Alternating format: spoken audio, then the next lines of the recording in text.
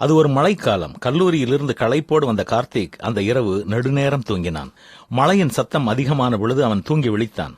அப்பொழுது அவனுடைய அறையில் இருந்த அந்த வெண்டிலேட்டரை எட்டி பார்த்த பொழுது அங்கே ஒரு சிறிய குருவி குஞ்சு மழையில் நனைந்து வந்ததால் குளிரில் ஆடிக்கொண்டிருந்தது. மெதுவாக நாற்காலியில் ஏறி பின் மேஜை மேல் ஏறி ஒரு டவலை கொண்டு அதை துடைத்து அதற்கு உதவி செய்ய நினைத்து அதனுடைய அருகில் சென்றான். ஆனால் அவன் அருகில் வந்தவுடன் மீண்டும் அந்த குருவி மழையினுள் பறந்து சென்று விட்டது. சற்று நேரம் கழித்து அவன் அவனுடைய அறைக்கு வந்தபொழுது மீண்டும் அந்த குருவி அந்த வெண்டிலேட்டரில் உட்கார்ந்திருந்தது.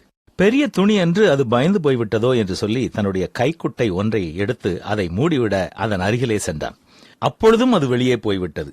மதிய உணவிற்கு பின்பு விடுமுறையான காரணத்தால் கார்த்திக் மீண்டும் தன்னுடைய கட்டிலில் வந்து படுத்திருந்தான். அதே குருவி அதே விதமாய் குளிரில் ஆடிக்கொண்டிருந்தது.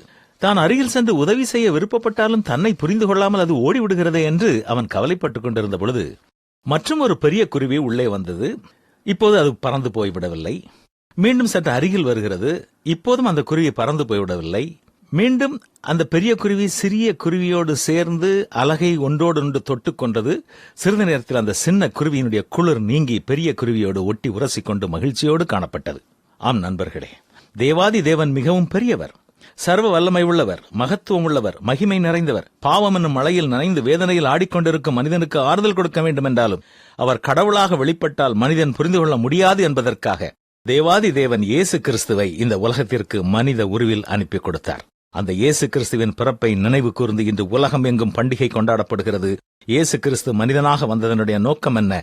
பாவத்தின் வேதனையில் இருக்கிற மனிதன் பாவ பாரம் நீங்கியவனாய் அவர் பாதம் பணிய வேண்டும். இதைத்தான் தேவன் தம்முடைய ஒரே பேரான குமாரனை விசுவாசிக்கிறவன் எவனோ அவன் கெட்டுப்போகாமல் நித்திய ஜீவனை அடையும்படிக்கு அவரை தந்தரளி இவ்வளவாய் உலகத்தில் அன்பு கூர்ந்தார் என்று நாம் வேதத்தில் வாசிக்கிறோம்.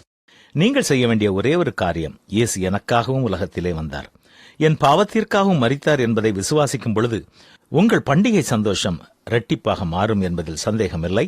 உங்களுக்கு எங்களுடைய அன்பின் கிறிஸ்துமஸ் நல் வாழ்த்துக்களை தெரிவித்துக் கொள்கின்றோம்.